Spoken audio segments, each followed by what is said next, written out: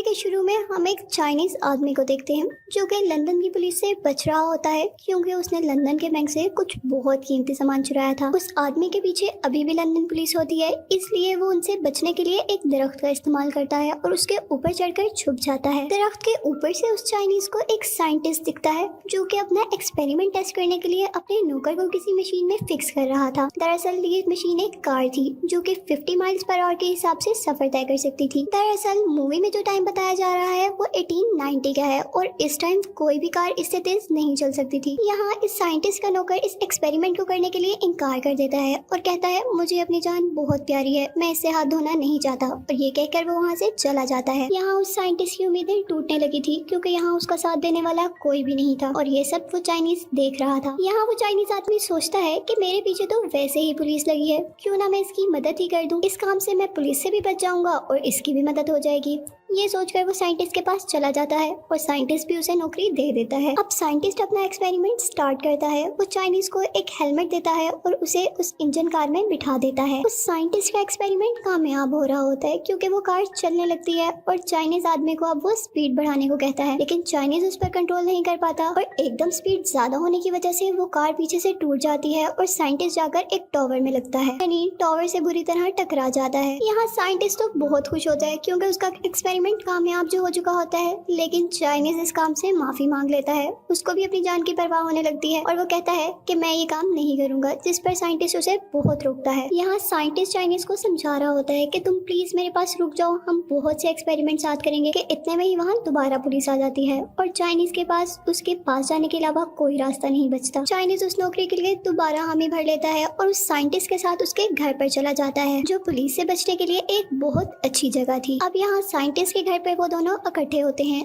जब साइंटिस्ट उस चाइनीज का नाम पूछता है तो वो अपना नाम फेक बताता है और कहता है कि मेरा नाम पासपोर्ट आउट है। ये नाम उस साइंटिस्ट को भी अजीब लगता है, लेकिन वो कुछ भी नहीं कहता। अब साइंटिस्ट चाइनीज से बातें करते हुए अपने एक्सपेरिमेंट और फ्यूचर के बारे में बताने लगता है। वो बताता है कि मैं चाहता हूँ कि ऐसा जहाज बनाऊं जो उड़े, यानी एक उड़ने वाला जहाज बनाना चाहता हूँ। यहाँ वो चाइनीज उस साइंटिस्ट से बहुत इम्प्रेस होता है और अब हम देखते हैं कि चाइनीज अपने फादर को खत लिख रहा है। यहाँ खत लिखते हुए हमें उस सामान के बारे में भी पता चलता है जो उसने बैंक से चुराया था। दरअसल वो एक लॉफिंग बुद्धा की मूर्ति थी जो बहुत ज्यादा कीमती। ये मूर्ति कुछ लोगों ने उनके गांव से चुरा ली थी, जिसकी वजह से उनके गांव में बहुत मुसीबतें आ रही थी। वो खत में लिखता है कि मैं जल्दी उस मूर्ति को लेकर गांव आ जाऊंगा ताकि गांव बिल्कुल पहले जैसा हो जाए। अब मूवी में सीन चेंज होते हैं और हम रॉयल साइंस एकेडमी के हेड लॉर्ड कैल्विन को देखते हैं जो उस मूर्ति में इंटरेस्टेड था। वो मूर्ति जो चाइनीज ने चुराई थी और यहाँ हमें चाइनीज औरत भी मिलती है। ये चाइनीज औरत एक गैंगस्टर ग्रुप की हेड थी। ये औरत बहुत ही ज्यादा खतरनाक थी और यहाँ लंदन आके इसे लॉर्ड कैल्विन की मदद से उसे बैंक में रखवा दिया था ताकि वो मूर्ति को बेच सके और उससे पैसे कमा सके। अब क्योंकि वो मूर्ति चोरी हो चुकी थी, इसीलिए उस गैंगस्टर को लॉर्ड कैल्विन पर बहुत गुस्सा था और अब वो चाहती थी कि वो मूर्ति दोबारा आ जाए ताकि वो दोबारा उसे लॉर्ड कैल्विन के हवाले कर सके और उससे फिर पैसे कमा सके। और इस बार वो लॉर्ड कैल्विन को धमकी देती है कि अगर ये गुम हुई तो तुम्हारी जान नहीं बख्शी जाएगी, यानी कि तुम्हें मार दिया जाएगा। अब नेक्स्ट सीन में हम देखते हैं कि साइंटिस्ट और Chinese royal academy of science आते हैं। वो साइंटिस्ट वहाँ पर मौजूद सभी साइंटिस्ट को बताता है कि मेरा एक्सपेरिमेंट कामयाब हो गया। वो कहता है कि मैंने एक ऐसा व्हीकल बना लिया है जो 50 माइल पर आवर की स्पीड से चलता है। यहाँ पर लॉर्ड कैल्विन जो रॉयल एकेडमी का हेड होता है उसकी बात पर बहुत हंसता है और कहता है कि ऐसे बेकार एक्सपेरिमेंट्स की ना हमें जरूरत है और ना हमारी आवाम को। लॉर्ड कैल्विन उस साइंटिस्ट का बहुत मजाक उड़ाता है और दोनों की बहस चलती रहती है। इसी बहस के दौरान लॉर्ड कैल्विन और साइंटिस्ट की बात दुनिया की सैर की तरफ चली जाती है, जिस पर साइंटिस्ट कहता है कि अब तो दुनिया की सैर 80 दिनों में मुमकिन है। इस बात को लॉर्ड कैल्विन हंसते हुए इम्पॉसिबल कह देता है, जिस पर उन दोनों के दरमियान में शर्त लग जाती है कि वो साइंटिस्ट 80 दिनों में पूरी दुनिया की सैर कर यहाँ पर वापस आएगा और अगर वो वापस ना आ सका तो वो पूरी जिंदगी कोई भी इन्वेंशन नहीं कर पाएगा। यहाँ पर साइंटिस्ट लॉर्ड कैल्विन की बात मानते हुए एक अपनी शर्त भी रख देता है। वो कहता है कि अगर आप ये शर्त हार गए तो आपको ये एकेडमी छोड़नी पड़ेगी और जीतने पर यहाँ का नेक्स्ट मिनिस्टर मैं बनूंगा। अब हम साइंटिस्ट को घर पर देखते हैं जहाँ पर वो बहुत ज्यादा परेशान होता है कि ये काम कैसे करेगा, जिस पर चाइनीज उसको हौसला देता है। चाइनीज उसे कहता है कि हम दोनों मिलकर ये काम पॉसिबल कर सकते हैं। यहाँ पर चाइनीज का अपना भी मतलब था, क्योंकि वो उस साइंटिस्ट के जरिए अपने गाँव पहुँचना चाहता था। इस बात पर वो एग्री हो जाते हैं और अगले दिन हम देखते हैं कि उन्होंने अपना सफर स्टार्ट कर दिया है। लेकिन इतने में ही यहाँ पर एक पुलिस ऑफिसर आ जाता है जो कहता है कि तुम्हारी ये मोटर कार लंदन की सड़कों पर चढ़ने के काबिल नहीं है। पर यहाँ पर उस पुलिस ऑफिसर की हकीकत कुछ और है। दरअसल वो एक करप्ट पुलिस ऑफिसर है जो लॉर्ड केल्विन के कहने पर यहाँ आया है, क्योंकि लॉर्ड केल्विन के दिल में भी थोड़ा थोड़ा डर है इस बात का कि कहीं वो शर्त जीत ना जाए। इसीलिए वो साइंटिस्ट के रास्ते में मुश्किलें ला रहा है। मूवी के नेक्स्ट सीन में हम साइंटिस्ट और चाइनीज दोनों को पेरिस में देखते हैं, जहाँ से वो अपना जर्मनी का सफर शुरू करने वाले होते हैं। लेकिन यहाँ पर उन्हें पता चलता है कि वो इस काम के लिए थोड़ा लेट हो जाएंगे। यहाँ उस चाइनीज आदमी को अपने साथ बहुत सारे चाइनीज आदमी दिखते हैं और उसे शक होता है कि शायद ये आदमी उस गैंगस्टर के हैं जो उससे मूर्ति लेना चाहते हैं। इसीलिए वो साइंटिस्ट को लेकर वहाँ से जल्दी से एक आर्ट गैलरी में चला जाता है जो उनके बहुत करीब थी। यहाँ पर उस साइंटिस्ट की मुलाकात एक बहुत ही अच्छी और प्यारी पेंटर से होती है। उसे उस पेंटर की एक पेंटिंग के अलावा कोई भी पेंटिंग बिल्कुल पसंद नहीं आती। जो एक पसंद आती है वो भी इसलिए कि उसमें एक आदमी अपने परों के जरिए उड़ रहा होता है, क्योंकि वो साइंटिस्ट भी ऐसा ही चाहता था कि एक जहाज बनाए जिसमें इंसान उड़ सके। इसी दौरान बहुत से चाइनीज आदमी जिनको हम इससे पहले आर्ट गैलरी से बाहर देख चुके हैं, वो उस चाइनीज आदमी को ढूंढते ढूंढते वहाँ पर पहुँच जाते हैं। यहाँ पर उस चाइनीज आदमी की किस्मत अच्छी होती है क्योंकि उसे मार्शल आर्ट का इल्म होता है और वो वहाँ पर उन सबसे बच जाता है। इसी के साथ वहाँ आर्ट गैलरी में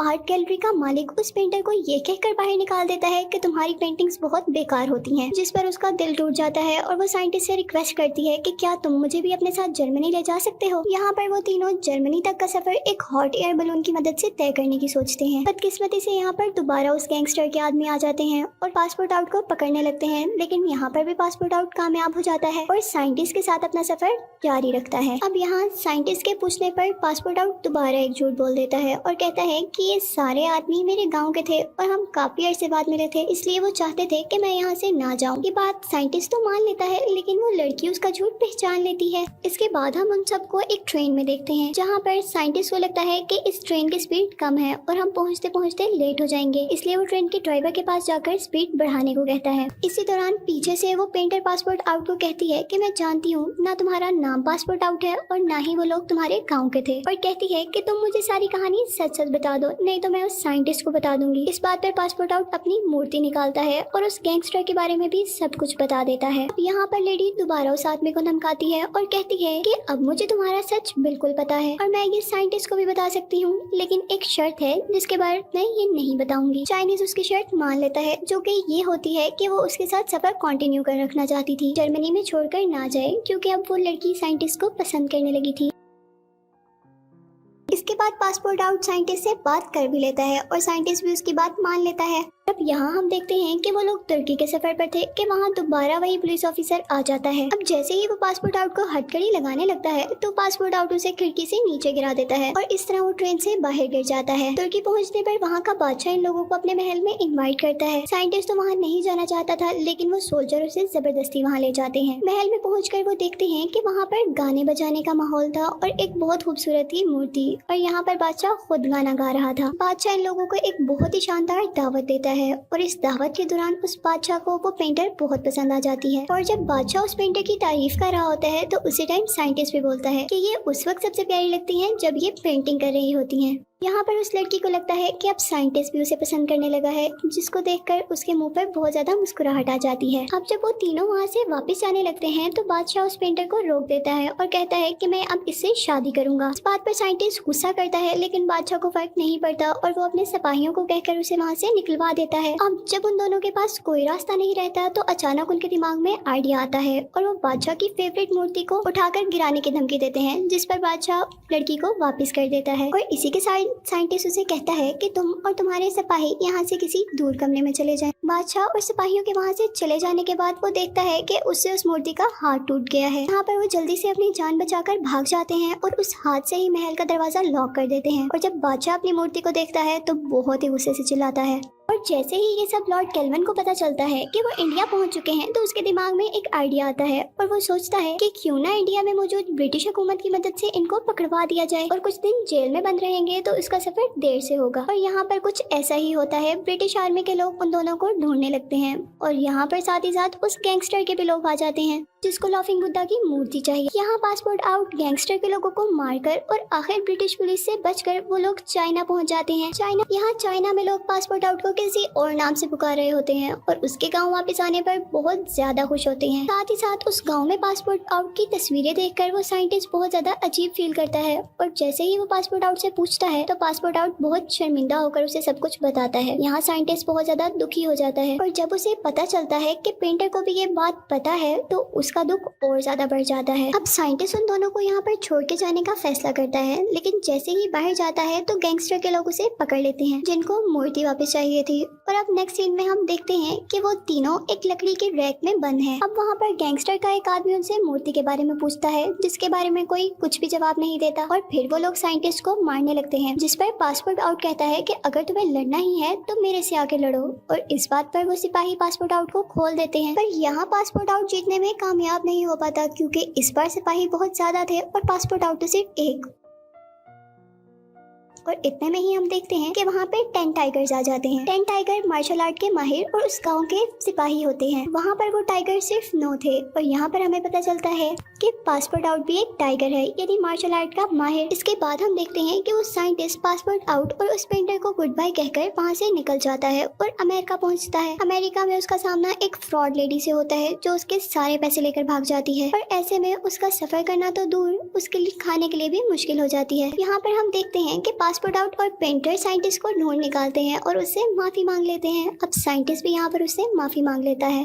यहाँ से वो दोबारा अपना जर्नी कंटिन्यू करते हैं। अब सीन गैंगस्टर और लॉर्ड केल्विन की तरफ शिफ्ट होते हैं जहाँ पर वो प्लान कर रहे होते हैं कि हमें वो मूर्ति तो नहीं मिल सकी, लेकिन उसी गांव के नीचे बहुत कीमती हीरे हैं, हम वो तो हासिल कर सकते हैं। जिस पर लॉर्ड केल्विन कहता है बिल्कुल जरूर, लेकिन इससे पहले तुम्हें मेरा एक काम करना होगा, जो कि साइंटिस्ट का सफर रोकने का था। वो कहता है कि अगर वो साइंटिस्ट जीत गया तो मेरे हाथ से पावर्स चली जाएंगी और मैं यहाँ पर कुछ भी नहीं कर पाऊंगा। नेक्स्ट सीन में हम उन तीनों को एक सहरा में देखते हैं जहाँ पर वो 2 आदमियों की हेल्प से एक रेलवे ट्रैक तक पहुँच पाते हैं और उस ट्रेन के जरिए ये लोग न्यूयॉर्क पहुंच जाते हैं और ये इनका 72वां दिन होता है, यानी 72 डेज गुजर चुके हैं। न्यूयॉर्क से वो अपना सफर इंग्लैंड के लिए शुरू ही करने वाले होते हैं कि वहाँ पर एक पुलिस ऑफिसर आकर उन्हें अरेस्ट कर लेता है और कुछ पैसों के लिए उस गैंगस्टर के हवाले कर देता है जो पहले वो मूर्ति चाहती थी और अब उन लोगों को मारना। यहाँ पर पासपोर्ट आउट उन दोनों को कहता है कि तुम दोनों यहाँ से भाग जाओ, इनसे मैं निपट लूंगा क्योंकि तुम्हारा ये जर्नी कंप्लीट करना बहुत जरूरी है, नहीं तो तुम कोई इन्वेंशन नहीं कर पाओगे। इस पर वो साइंटिस्ट कहता है कि अब मुझे तुम्हारे से जरूरी कुछ नहीं और वो तीनों मिलकर उस औरत और उसके साथियों को खत्म कर देते हैं। और अब आखिरकार वो एक बहरी जहाज में होते हैं जो लंदन की तरफ जा रहा होता है,